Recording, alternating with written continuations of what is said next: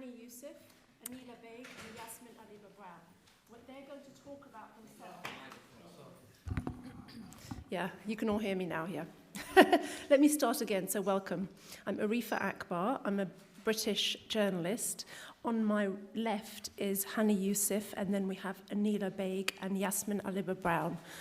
They're going to say who they are themselves beyond their names. All I'll say for now is that we're here to discuss Muslim women in Western media, and I think we're going to take this two ways. We're going to be talking about Muslim women in the media, i.e. us, writing the news, writing the arts, writing features, writing terror. And is really terror and hijabs all that we are assigned to write? So it's really about Muslim women from the inside, the pigeonholing, the expectations, how much of an ambassador we're expected to be, how much an ambassador we want to be. So that's one prong. The other prong will be Muslim media and how they're Muslim women and how they're actually represented in the media. So we go from the narrative of evil around someone like Shamima Begum to the narrative of utter silence, to the women we just see, the post boxes, the pillar boxes, according to Boris Johnson, the women that just, they're nothing more than gliding veils, you know, the sort of invisibles that we all think we're very suspicious of, but we suspect they're being held in servitude by Muslim men, and so those very polarized representations right there. So that's how we're going to take it. I want to go just so you can place us in the wider context. I want to ask all of us just to say 2 minutes of who we are, where we're from. So I'm a British journalist, and I began on The Independent as a news reporter where I worked for 15 years. After being in news post 9/11, I did a lot of arts reporting. And from there, I became a literary editor, and now I am both a theatre critic for The Guardian, and I've just taken over as arts editor for an alternative newsroom called Tortoise Media, led by the former editor of The Times called James Harding. That's me. I'm Hani Yousuf, and I've lost my voice. It comes back from time to time. I'm a former journalist. I write fiction now, unpublished so far, but that's what I do now. I've reported on arts, culture, also terror, hijab, and whatever else I could get. I've reported for USA Today and a number of German newspapers, such as Spiegel and Die Zeit and Süddeutsche Zeitung, among others. Thank you. Hi, I'm Anila. Does it work? I've been a journalist for 20 years, but I started writing my first column at the age of 16 for the local newspaper. I did my training there, worked there for 4 years, then I worked for a regional newspaper, and then I worked for the Sun newspaper, which is a national newspaper, a quite right-wing paper, covered lots of stories. So in my career, I've covered things from the Bradford riots, post 9/11, the impact on the community that's had, many stories about what women wear, what Muslim women wear. And I now write for a magazine in Bradford called Asian Life, which, as the title suggests, is about Asian people in Bradford. So I think a lot of my stories are about Asian people, but when I started the column, it was never about representing anybody. It was just I wanted to tell my story, and I didn't see those stories there already. I mean, Bradford, for people who don't know, is a large, we have a big Muslim population in the north of England. And every day in the newspaper, there'd be a columnist, apart from on a Friday. And I said, we need an Asian person because, you know, it's like a big part of the city. And the editor said, okay, send us some examples. And then that's how it started. I'll ask you loads more about your column in the Sun as well. I'm going to go to Yasmin because actually that's one of my first questions about how we're expected to report. But before that, Yasmin. So I'm the great-grandmother of these three. And I've known them. Hani I met here, because this is the 4th year I've been coming, I think, third or fourth year. Arifa and I were both at the Independent together, and Arifa didn't say this, but she was the first ever book editor in the country of who was not white, which was such a big breakthrough for the arts world. And I remember being so proud that, you know, she was there. And I've known Anila since the longest time. So I've been a journalist for 35 years, and I've written about a lot of stuff. And I suppose I am always introduced as somebody who's controversial. I don't know why.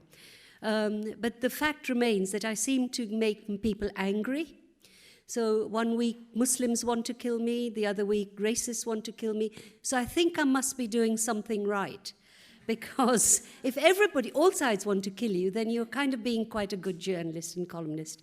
And I write a weekly column in the I newspaper and broadcast and write books.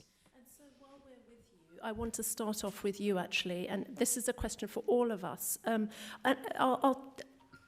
I remember when I started at the Independent, it was literally 3 weeks after the attacks in America, the World Trade Center attacks. And I have to be careful because there's my former news editor in the room here who sent me on many of the jobs. So I hope he sort of pipes up and in the last 15 minutes we'll open up questions and you know, he may disagree and put me right. But there was an expectation when I got to the Independent, because I think that, you know, there was another Asian, very experienced journalist, British Asian, but I think I was the Muslim news reporter who, and I'm not sure whether that was a very timely appointment 3 weeks after 9/11 that I was brought in, and I was covering a lot of the aftermath in London and Britain, and it was something that I wanted to do, and I very much felt that the paper's politics chimed with mine.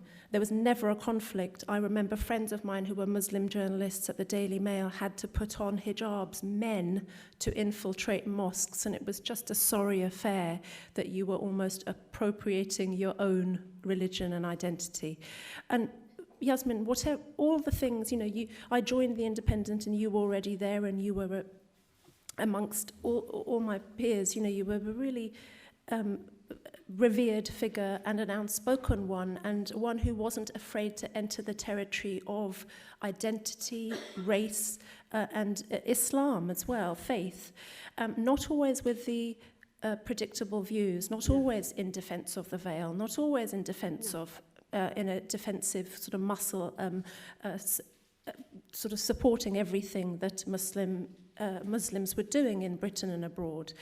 How much, I want to ask you all, how much did you feel, and do you still feel, a pressure to represent, to answer for your community, your apparent community, not plural, but, you know, singular? How much of an annoyance is that, and to what degree do you embrace that, Yasmin? Well, I don't embrace anything, well, except my husband, whom I love very dearly, and my children, because I think loyalty kills journalism. Any form of loyalty, whether it's loyalty to your family, your community, your faith, your nation. I'll never be a patriotic Briton, ever, ever. I think it kills the independent, investigative, inquiring thing in your head that makes you want to be a journalist. Having said that, it is difficult, of course. So I have never accepted that any form of veiling is tolerable. Because my mother's generation threw this thing off, and I'm damned if I'm going back to those days. But, and it has happened, I've written a whole book about this called Refusing the Veil from a Muslim point of view. But if I see a woman with a veil being abused, I will be the first to defend her. And I've done this, and sometimes once put my own life at risk. So you're caught in this drama all the time, that what you're saying is not giving encouragement to racists. So in a way, do you sometimes feel that you are forced to be, because you are one of the few voices, along with Mehdi Hussein, but you can count them on one hand, those people that are sort of prominent British journalists who are Muslim in their identity and background, that you are there to answer for to some degree, Well, and be authentic, this idea of authenticity. Yeah, you're not a real Muslim. So I showed them my prayer book. I said, oh, this is my prayer book. Does this make me a real Muslim? But yes, the burden of representation. And you see, I think of myself as I'm black. I grew up in a period when black meant a political identity. I am Asian, I am British, I have mixed race child, all of that. The Muslimness came to me late. The first time I described myself as a Muslim was over the satanic verses uproar. Because I worked on a magazine, a left-wing magazine, where during conference, my editor was saying things like, I don't want to bloody hear anything from those Muslims who are burning books. Right. And I said, well, if you say this is a free press and people have the right to say why they're doing this, it's not a crime to burn a book, actually. This is pre-fatwa. Then how can you say you're not going to listen to them? I actually left and none of them at that time thought of me as a Muslim, and I'd never said, because it's my private business. And then I remember the conference at the New Statesman, this was. I said, do you all realize that you're talking about my mum here, and you're talking about my uncle here, and you're talking about us as barbaric? And there was this silence. You're not a Muslim, are you? Yes. That's when I came out. And it's really resonates with me when you said being a Muslim is a private business, because that's exactly what I thought until 9/11 happened, and until I landed at The Independent, and until, in a way, both in The Independent and I entered into this agreement that I would represent, and suddenly I was a Muslim journalist. Anila, I want to ask... That just reminds me, actually in Bradford, the problem started before 9/11, because 2 months before we had the riots, and the riots and they were predominantly carried out by the young Asian youth in the city who went on the rampage. There'd been a sort of peaceful march, and then there'd been some incident ignited, and there was like a lot of damage done. And actually it was that event, I think, that was a turning point, because I remember writing a story, going to the mosque elders and talking to them, and they said this was nothing to do with Islam, because the readers had it in their minds that it was these Muslim youths that had gone on the rampage for some reason, but it was a Muslim reason, even though it wasn't at the time. It was just they were drugged up or whatever. And I remember people ringing up the newsroom and saying the Pakis have destroyed this city and blah, blah, blah. And I wrote that story with the mosque imams saying it's nothing to do with Islam. And people coming up to me in the newsroom saying, oh, I'm so glad you spoke out.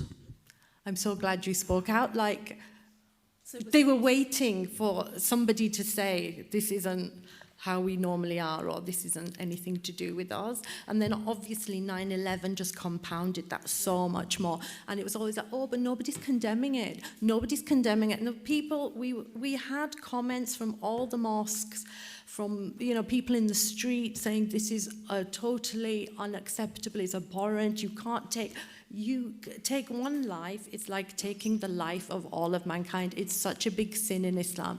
And there was just like, no, it's all Muslims. And that just changed everything. It just made it really... And that's one example of you being a corrective, saying actually this is what happened. But tell me, how did you negotiate a column you're a young journalist, ambitious journalist, you get given a column for an extremely right-wing tabloid newspaper that was at that point... After 7/7? I started working... So basically what happened, when I was at the Yorkshire Post, I was doing a column. I was a district reporter, so covering news in Bradford. But I also started doing a column for the Yorkshire Post, which was quite a right-wing paper as well, but more kind of a rural, kind of very sort of well-educated kind of readership and everything. So I won an award, and then the Sun contacted me and said, would you like to write for they us? contacted Yes. you, so how do you negotiate? How do you explain it to yourself that you're going to take this column on, and what are you going to do with this column? Yeah, so I thought long and hard about it, because obviously I knew what the Sun was like. and I knew it would be a challenge, and it wasn't an easy decision. But the thing that swayed me was that I'm going to reach a readership that really doesn't know what it's like to know a Muslim. So, and because that's how my column started, I always just wanted to present how my life is, the daily irritations or the sort of things that bug you, the normal things that affect everybody. Not things like, oh, right, today I'm going to the mosque and this is going to happen. Just the normal things like going to the supermarket and somebody nicking your parking space, or, you know, just like, or you see somebody throw some litter, that really winds me up. Did your news editors accept that as that week's column, even if there'd been even if 7/7 had happened? Because and you were talking about the supermarket. Yeah, because the column, it was in the Sun Woman section. Okay. So that actually was more being a woman or a mother or that family kind of column. But then I would be sort of brought in to talk about and I still do that now. So any big sort of Muslim stories in the news, I will still write comment pieces. And am I right in remembering that they branded you as their first reporter wearing a hijab? Oh, they love the hijab. In fact, people complain that, oh, it's so racist and people hate the hijab. Like 2 separate newspapers asked if I still wore the hijab. So they wanted the hijab. Interesting. Hani, can I just bring you in and ask you, because your experience as a journalist seems much more international, so I'm just going to ask you the kind of stories that you wanted to cover and the type of stories you were expected to cover. So I started life as an arts journalist. I was a theatre critic for a magazine I worked for in Pakistan, which was my first job out of university. And sort of that's what I moved to New York to go to a journalism school, and that's what I sort of wanted. There was a reason why I went to New York, because of Broadway and theatre and that sort of thing. My university degree was in literature, so it seemed natural and normal. It was in English literature, so I was expecting to sort of cover sort of the next Tennessee Williams play, or and so it's just like, and I remember even as a student, my professor said, well, you know what, you've got this like sort of great thing going for you. You're Muslim, so you can go and cover mosque stories. And I'm like, what? So it's like, oh yeah, there was that Islam thing, and again, it's like you said, what's sort of essentially private. And I also went to Catholic school, so I had a really broad-based view of religion, and it was like a lot about it was alternative, I think, in some ways, and that was in Karachi. That was in Karachi, exactly, and so and Karachi women don't necessarily go to the mosque, and my father went to the mosque once a week, or on Eid, or just on special occasions. So it wasn't like a sort of thing. And so I'm thrown into this mosque, and it's the first time I go to one. And this woman comes out, and she's like, "What are you doing here?" Because I'm so to the Muslim woman inside that mosque, I was just this heathen. And so I wasn't a very effective reporter for the mosque story, because I looked quite out of place. So the next time I sort of wore a hijab and walked in, I didn't like it, but I did that, and it got me instant acceptability. But I had to wear this identity which wasn't mine. So perceived so what my professor was talking about, well, you've got this thing going for you, use it, wasn't actually what I had going for me at all, because I've never worn the hijab. It wasn't a part of my sort of narrative. It wasn't part of my sort of upbringing, and I sort of don't believe that all women who wear hijab are suppressed or oppressed. I don't see it as a symbol of oppression. It just happened to not be part of my life. So that was that was sort of quite interesting, but I felt like that set the tone for my career. I mean, it was tough times. I graduated journalism school in 2010. Jobs were not easy to be had, and so the whole so you did whatever you could, and so I mean, I would say that I did allow myself to be exploited in a sense of like sort of being the non-hijabi Muslim woman writing not necessarily about the hijab, but then the comments that came back to me was like, oh, she's probably privileged. So it's like privileged or hijabi. And it's just like, that dichotomy is something I'm unable to understand. And I found it really tough to navigate. What does privilege mean? Really, is the white man going to tell me I'm a brown privileged woman? So that was the sort of essential struggle. And the theater critique is out the window. I haven't done it since. So, yeah. But you touch on something important there. You're making a living and you're a journalist and you want to make a mark. And this is how the world is telling you you can make a mark, not by writing reviews of Tennessee Williams plays, but by putting on a headscarf and bringing back news from within the mosque. What do you, there's that incredible double bind, which can be compromising, as you've said. But what I wonder if we can just meditate on the way we write about women and then the way we see Muslim women written about by others. So, we're talking about, we're going from the image of that woman. I don't know if you're all international, but I wonder if you encountered that image of the woman during the London Westminster attacks of 2017. There was a key image that was used over and over to accuse the Muslim community to blame for these attacks, of a woman wearing a headscarf, walking past the aftermath of the horror that was going on in the background of the picture, and she was just blithely on her mobile phone. And this was an image that people spoke about blame and spoke about inherent violence within the faith and all sorts, and obviously there's that really totemic picture of the woman with the headscarf as some sort of synonym for evil. And then, of course, later it was found that the story there was not what the picture revealed at all. So you have that, you have Shamima Begum, you have all the things that the politicians, certainly in Britain, are saying about the danger of women wearing headscarves and also ridiculing them. We had one of our cabinet members, Boris Johnson, very recently ridiculing women that wear the veil and comparing them to post boxes, pillar boxes, and or robbers, bank robbers with the sort of letterbox eyes. And before that, we've had our Home Secretary Jack Straw saying he can't trust women wearing the veil. It's a problem for him. So I suppose I'm asking you, how do we navigate that as journalists ourselves? How do we counter those narratives? Yeah. The important thing for me is that all four of us here will have very different views on these questions. I certainly feel no obligation to defend the veil because Boris Johnson is attacking it. I wrote a column about it, saying I won't choose between Boris Johnson and the veil. I think I have problems with both. And the thing that most people don't expect of us is that we are completely human.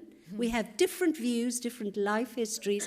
We disagree with each other. We disagreed with each other at lunchtime. I disagree with myself most of the time. So it's like, ask me tomorrow, I'll be a different. And I am alarmed. I am alarmed by the kind of sanctimonious way some Muslim women, many Muslim women, have used a garment to assert both they're doing it too.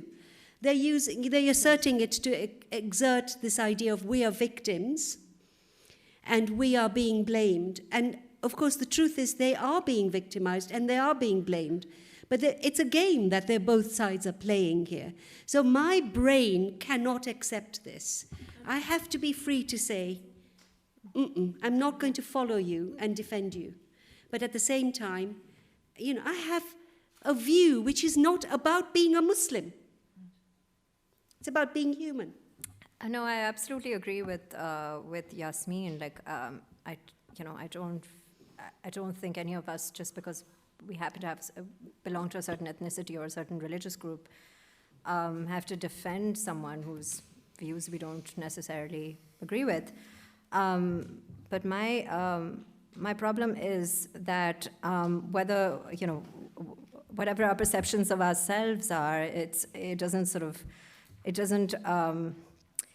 doesn't coincide with what people think of us. And so my constant struggle was that people wouldn't look at my CV, they'd look at my face and my name, which, and so I was recruited on the basis of that. Or, here's a Muslim person, we can ask her to talk about how suppressed her people are. And I don't want to bear the burden of that representation of, sort of people across the world, essentially. I mean, it's not like a community of 20 people living somewhere, and, it's a broad range of people that speak different languages. I don't want to condemn attacks that I didn't carry out. I don't want to sort of speak for them. I don't want to chime in every time there's a Muslim story, that's newsworthy. I just merely want someone to read my resume and recruit me on that basis. And I feel like that's been a huge issue. And I feel like, that's a struggle that women from everywhere can actually can relate to. I mean, all of us have had to deal with, negotiating pay. We've had to negotiate sort of various things, right? I want to be part of that broader struggle because ultimately I'm a woman with a university education who needs a job. So, but it was really interesting. I want to just go through how important it is for people to know how we disagree. So the Shamima Begum case came up at lunchtime. The young girl who went to join ISIS, and the reporter found her, and she wants to come home, and she's lost 3 babies. And I am defending her right to come back. And here she is saying, don't want her back. And I was so thrilled that 2 Muslim women having lunch in Perugia were disagreeing profoundly about this one issue. And it just was very important that we're able to do that. And I completely agree with you, but where I find your argument interesting is that, you said you have every right to agree with Boris Johnson because we know, I've read plenty of criticism that you... No, I hate him. I hate him. I would run him over with my car. If he ever crossed, I would. In the context of what he said about the veil, his basic disagreement with the veil is your basic disagreement with the veil. You don't want... Well, I don't call them bank robbers. Yes. Well, I don't call them letterboxes. I take them very seriously. Well, I think that was going to be my point. I think why I did object to Boris Johnson speaking in the way he did was not because he was engaging with an earnest debate around the veil. What he was doing was what I feel the media has done, which is dehumanizing the representation of a Muslim. He was actually turning a Muslim woman into an inanimate object. Yeah. She was either a bank robber, which was evil, cartoon evil, or she was a letterbox, which isn't human. And I think that's a very potent symbol for what has happened in the media. That the veiled woman has become an object to be scrutinized, criticized, made illegal in France. But that the problem is, and it's not just the veil. It's not just the veil, but the veil is an important thing.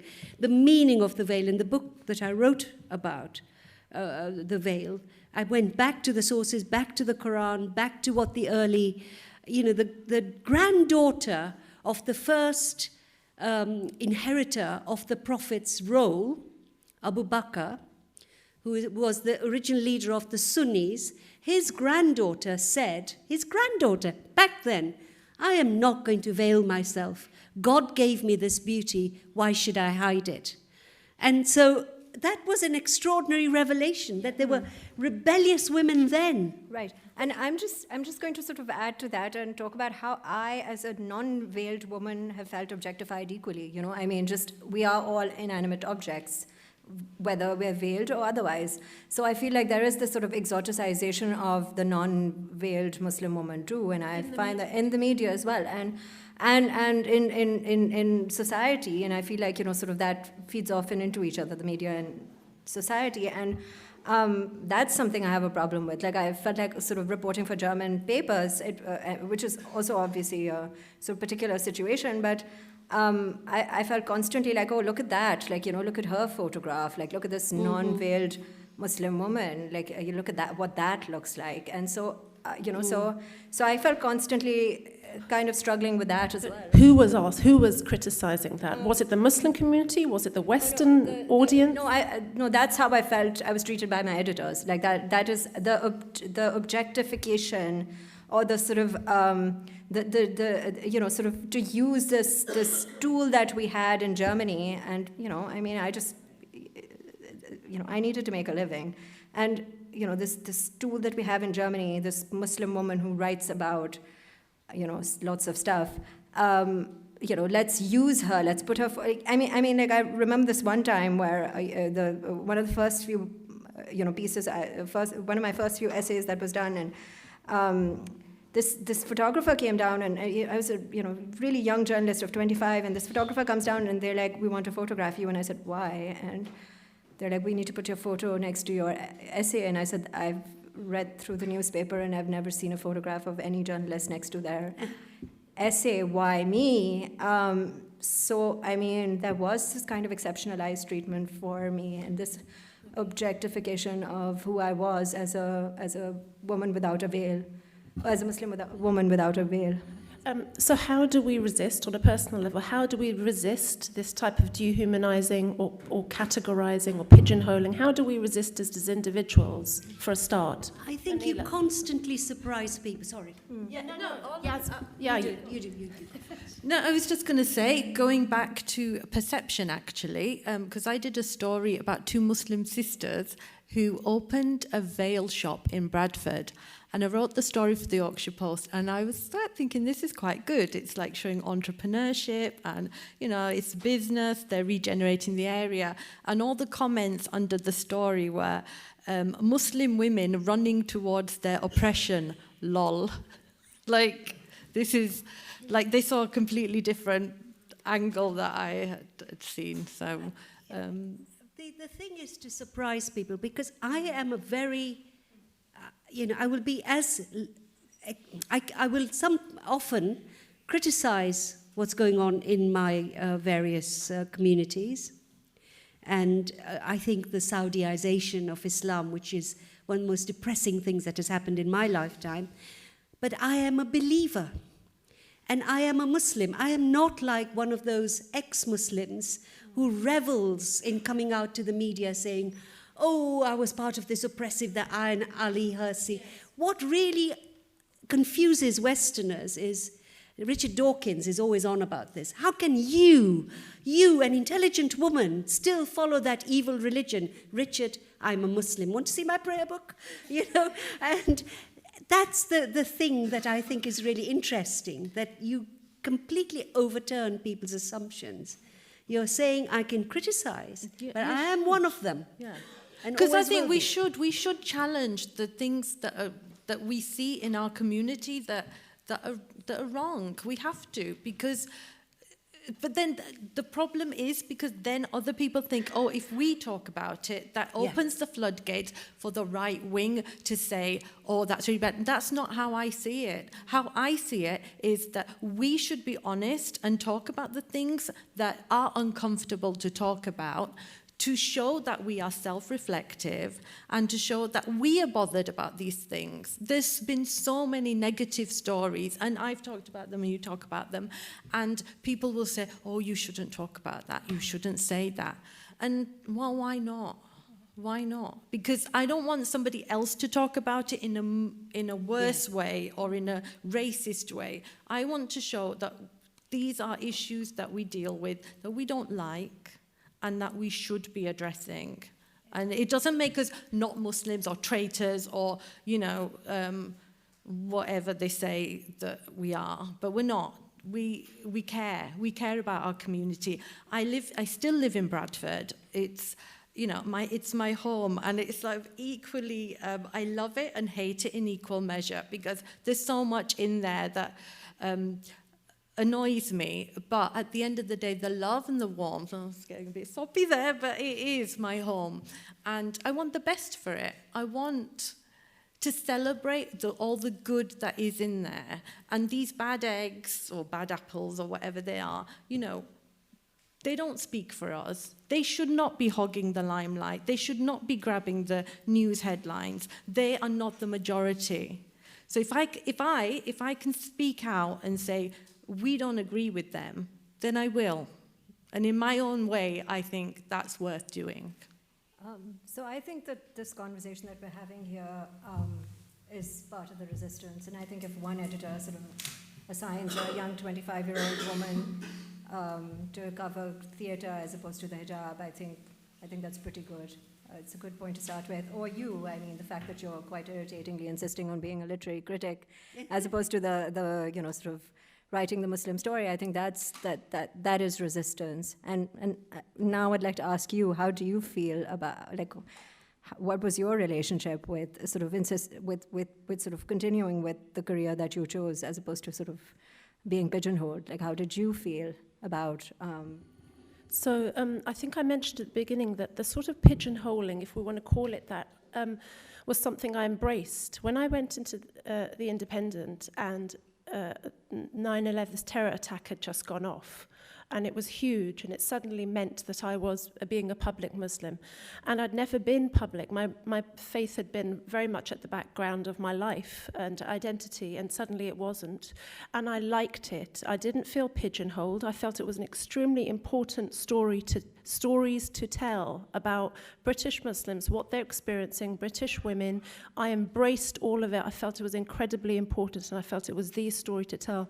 The Independent allowed me to tell that story in the way that so few papers was telling it at that time. It was, you know, we shouldn't have to call it admirable, but actually it was, because it was the voice of resistance to this really, the beginning of this really vile blanket Islamophobia that we're seeing in the press all the time.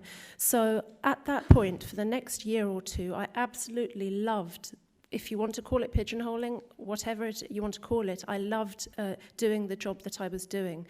And then I think I rebelled with one particular news editor who was really just in the firing line. He was very nice, but I remember after the 9/11 events, I was a general reporter and I was being sent on whatever job that they wanted me to cover, but I felt that there was a repeated job they wanted me to cover because at the time, forced marriages were very much an issue in Britain. This was about 2003, 2004.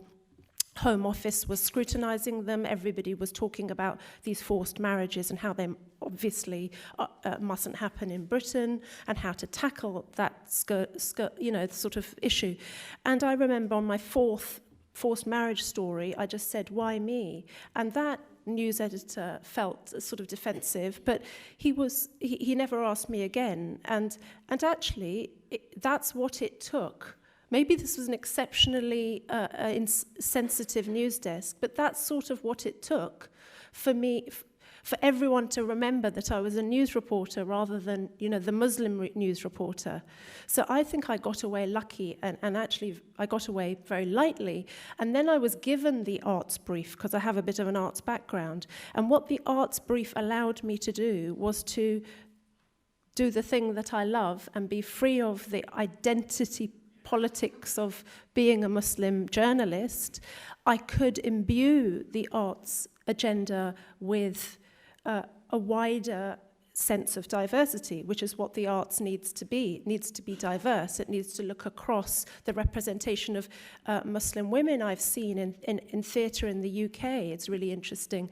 I've seen some very dynamic young female playwrights who are grappling with identity in theatre, you know, and there's all sorts of young playwrights now coming up looking at that. So I think I sort of thought of the arts as this way to bring in greater diversity, and I enjoyed doing that. But again, I did it voluntarily, and I went into books journalism and did it the same. Wanted to make the books pages broader in their outlook. And I suppose maybe it's just been luck, or maybe it's just been, well, I think it has been luck. The one thing I would ask you, and I believe, is that it's a difficult job if you become a journalist who depends on personal experience, the columnist, Yasmin, who really is excavating personal experience and writing about it, because I think that that's what your job then becomes. It becomes tied to identity, and because I've never been one of those, it was and I wonder if you think it's a good thing or a bad thing to use personal experience as journalism. Just like you, it was a stepping stone. You know, they knew nothing about, I was a migrant, I was raised in Africa, I'm on the left, I'm a feminist, I'm a Muslim. It was quite a good package, really. And everybody else was white and middle class and went to Oxford. So I was bringing, like, it was gap year for them every day, you know. This is how the rest of the world thinks. And so, yeah, at the beginning, I was quite happy to do the race stories, the all the stuff they wanted from me. And also, I'm very happy to excavate my own life, which means hardly anybody in my family talks to me anymore, and the community. But that was the platform. Then the next step was, I now write about anything. I write about Brexit, I write about every politician, and I do the Muslim stories I want to do. So last week, I pushed the boat out and talked about homophobia within Muslim nations and Muslim communities. Deep homophobia, right? Imagine that. Imagine that. And I said in my column, this column will be put up, exactly what you said, Anila, on the neo-Nazi websites. They put my stuff up whenever I'm critical of Muslims because they love it, right? A Muslim says we are homophobic, as if they're not. But it was important. The other story, which is the thing I'm most proud about this year, is I did 3,000 words on men, and not only Muslim men, but men from the Asian subcontinent and Somalia, who are forced into marriages. So that whole way of thinking about forced marriages, patriarchal society, was turned around. 30% of the men who ask for help are forced by their mothers and their grandmothers. And they've gone mad, they've committed suicide. And I loved doing that because I thought, you know, the reason I love journalism is you're surprising yourself. And you're free to explore where nobody's been before. But that didn't come in the early years. In the early years, I just had to say, yes, please. And I remember I wrote a new book called In Defense of Political Correctness. And I must quote you this. One of my colleagues at The Independent, I won't name him, very senior position, who in 18 years, I was the only one who didn't get a contract from The Independent, which is very interesting. I never had a contract from The Independent. And everybody white who came before and after me as a columnist had a contract, but we won't even go there. One day, he got a bit tipsy and he said, you do know you got this because you were brown and female and Muslim. It's bloody PC again. And I said, I thought you were my friend, but thank you. If you gave me this job because it's PC, I thank you mightily. Now watch me. Can you imagine my colleague saying, you only got this job because of, all this. You're no good, really. That brings me into my last couple of questions. A bit of a thorny question there. So imagine him. We're sitting here. In a way, we're having a bit of a moan about how we're forced to represent. You're not, Yasmin, but we sort of, all of us are in our own way saying, why should we only write about Muslim women, just because we are? But at the same time, do you want that man? Who writes about it if we don't? Are you okay with, the white male journalist writing about Muslim communities? Yeah, if they do it properly. And there are very good Muslim white journalists, male and female, who are writing very well. If I write about white writers and whatever, I don't think it belongs to us in any way, any more than black stories belong to black people. I think my background was a bit different in the fact that I had to do the training. So I am a qualified news reporter. That's how I started. So even though I did the opinion pieces at the beginning, eventually it led to a training contract. And then I did all the bread and butter, like the local reporting, council meetings. So I covered the whole breadth of what a normal journalist does, and on every level. But how my career is now, yes, I also like writing about myself and using my own experiences. That's what I would love to do again, just the opinion pieces. But with my other work, I'm going out again and interviewing people face to face, and it is really good to kind of go back to that and hear people's first-hand accounts of what they're achieving and what they're doing. So I feel quite like I've, the last 20 years has covered quite a lot of ground, really. So I want to carry on talking, and I did want to ask you what a solution for this. Is a solution just more female Muslim journalists writing about a variety of things? But this is our resistance. Yes, yeah. These are the jihadi sisters. And we need more, maybe. But I feel like I haven't given you a chance. We've got 5 minutes. We just get some questions in. If you raise your hand, and I'll just say 1, 2, 3, and 4, and then we'll answer them. So there's a first question here. Is there another question? The second question will be answered by the woman in blue. And is there a third? We'll just have 3 questions. Is there a third? Okay, 2 questions. Great. I wish that in our very modern time where we talk about AI, driverless cars, we will go beyond like a piece of garment that women wear, and that we see women as a woman and stop being obsessed by what women wear. And my mother wears a headscarf, and so what? She's not oppressed, and it's her choice, and she's a very modern woman that can tell you a lot about men, about cosmetics, and all very everyday topics. And I wonder how we can push back, being seen as a woman. I never hear she's a Christian woman or a Jewish woman, as if only a woman who happen to be a Muslim, and identity is plural. I'm Muslim, and I'm a Londoner, and I'm so much more why should I be only defined by one characteristic? And it's only Muslims that can only be one thing, and other women like Christian or Jewish or atheists can be so much more. How to push back also that we are women, and that means much more than only one identity. Thank you for that. So is the question, how do we push back from there? And I mean, I think I would just say that I completely agree. I often think it's, men who fixate on women's clothing, yeah. the symbol, they sort of obsess about what women should or shouldn't wear. And the headscarf is just an example. It's almost like they're mansplaining what they think of as either modesty or freedom. So I think it's patriarchy as much as anything. What do you think? I was going to say it's they've been fetishized. We've been put into this sort of category. It's Muslim woman in a headscarf. It's it's so kind of trendy, or it's just such a hot topic. And I don't know what that reason is, but it is for whatever reason.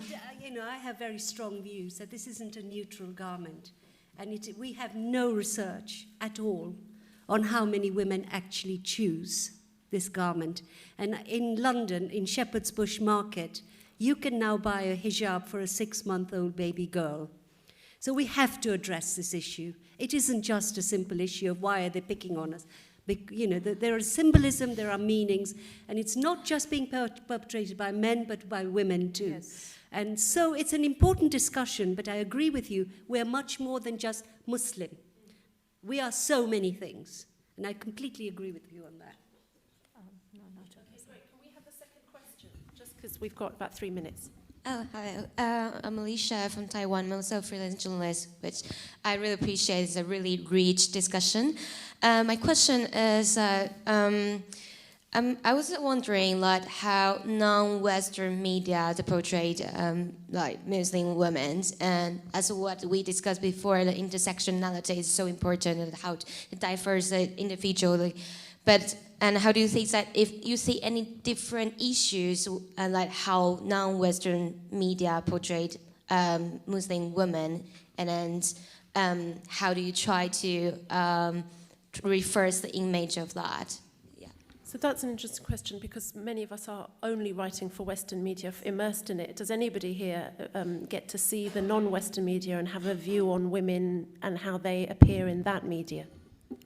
Well, I've worked very briefly for Pakistani media, so I can't really comment on how it is. But I have a feeling that Western media does set the tone for. So I see a lot of the occasional time that I do look through a Pakistani or an Indian newspaper, I do feel like they're kind of almost borrowing the tone from New York Times or the CNN.